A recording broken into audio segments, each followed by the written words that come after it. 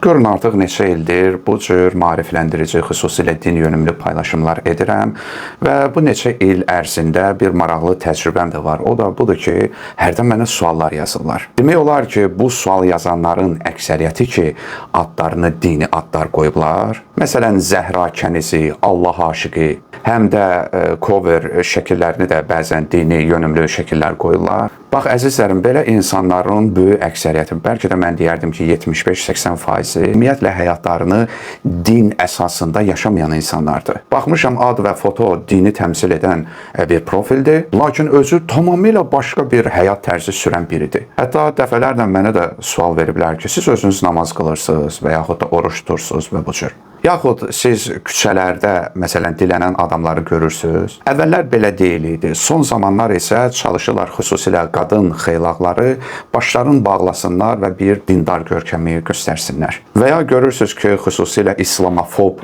media şirkətləri hansısa bir xəbərləri izləyərkən çalışırlar ki, o videolarda üzərində dini təmsil edəcəyi adamları ifşa etsinlər. Bir şey haramdırsa, o bütün insanlara haramdır. Bir şey halaldırsa, bütün insanlara halaldır. Bu məsələnin dindar, qeyri-dindarı yoxdur. Yaxud görürük ki, kimsə dəqiqəbaşı şikayət edir ki, mən çox hacılar görmüşəm, dindar xanımlar görmüşəm, başı örtürlər görmüşəm, min oyundan çıxırlar, filan edirlər.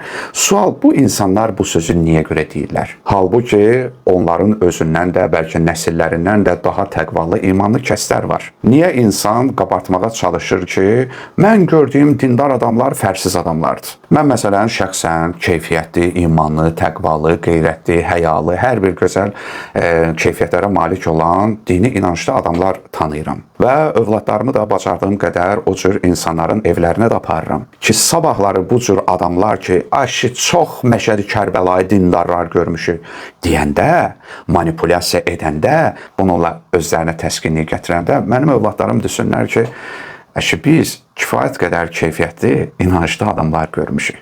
Ola bilər sən görməmisən, ola bilər görmək istəməmisən, amma biz görmüşük. Sözüm bunda idi ki, bir də görürsünüz ki, bir çox insanlar, bəlkə də inanclı adamların çoxu, kimlərinsə şəxslərin vasitəsilə, məsələn, xalq dili ilə desək, dinə gəlirlər, yəni namaz qılırlar, oruç tuturlar. Məsələn, hətta o vaxt bizim məhəllədə bir yüngül xasiyyətli, yüngül əxlaqlı bir qız var idi. Bir oğlan bununla tanış olmuşdu və bunu başını örtdürmüşdü, nə bilim, namaz qılırdı, filan edirdi. Daha sonra oğlan ayrıldıqdan sonra bu qız da təzədən öz köhnə həyatına geri döndü.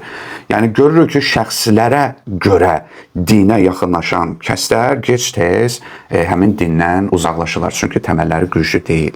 İmam Sadiq əleyhissalamdan nəql olunan kəlamda oxuyuruq ki, mən dəxələ fi hazə din bir rical, kim bu dinə şəxslər vasitəsilə girsə, yəni insanların nüfuzu, şəxsiyyəti, sevib bağlanmağı və bu qəbil şeyləri meyar edərək dinə girsə, əxrəcəhu minhur rical, elə həmin şəxslər də onu dindən çıxaracaqlar. Kəma ədxəluhu fih, necə ki, o adamı dinə gətirmişdi, elə də dindən çıxaracaqlar. Və mən dəxələ fihi bil kitabi və sünnə, kim dinə, kitab, yəni Quran və sünnə, Həzrət Peyğəmbər sallallahu aleyhi və səlləmin sünnəsi ilə daxil olarsa, zələtil cibəlu qablə ən yəzul.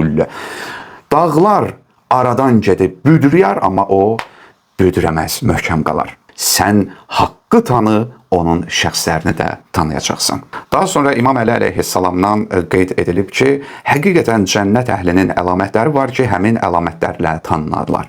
Hansılardır? Məsələn, düz danışmaq, əmanəti əda etmək, əhdə vəfa, silə-i rəhim, yəni yaxın qohumlarla əlaqələri möhkəmlətmək, zəiflərə rəhimli olmaq, yaxşılıqda əl açıq olmaq, gözəl əxlaq, geniş helim, dözümlülük, elm ardınca getmək və izzət və cəlal sahibi Allaha yaxınlaşdıracaq hər bir şey. Diqqət edin, buna can atın. Gördük ki, yenə də imam bizə həmin din adamlarının, haqq ardınca olanların xüsusiyyətlərini göstərdi ki, bunun meyarı nə saqqaldı, nə üzü idi, nə bilim, profil adlarını bir qəribə qoymaqdı filandı, yox. Əxlaqi müəyyən keyfiyyətlərdir. Həqiqətən də mömin özü ilə məşğuldur. İnsanlar ondan rahatlıqdadırlar. Yəni, sən bir dindar, inanclı adamın dilindən, əməlindən, şərrindən amandasan, gecə onu bürüdükdə üzünü yerə qoyar, izzət və cəlal sahibi Allah üçün bədəninin ən qiymətli, şərəfli üzvləri ilə səcdə edər, boynunu qurtarması, yəni cəhənnəm ateşindən xilas etməsi barədə yaradanı ilə münacat edər. Agah olun,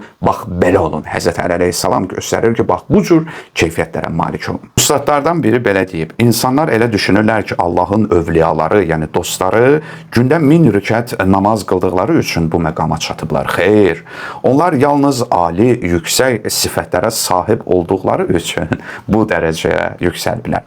Ali sifətlər insanı 10 fərsəx, yəni daha tez irəli aparır. Bir dəfə hirsi, qəzəbi boğmaq insanı 1000 rükət namazdan daha tez Allaha çatdırar. Bir qəlbi şad edib sevindirmək səni çox daha tez çatdırar. Bir ananı xoşbəxt etmək, onu razı salmaq daha tez çatdırar. İşə buradan başlamalıyıq. Buranı, yəni ki, bu yeri, xarakterli, xasiyyətli düzəlt, 1000 rəkət namaz özü gələcək. Namaz üçün özün müştaq olacaqsan.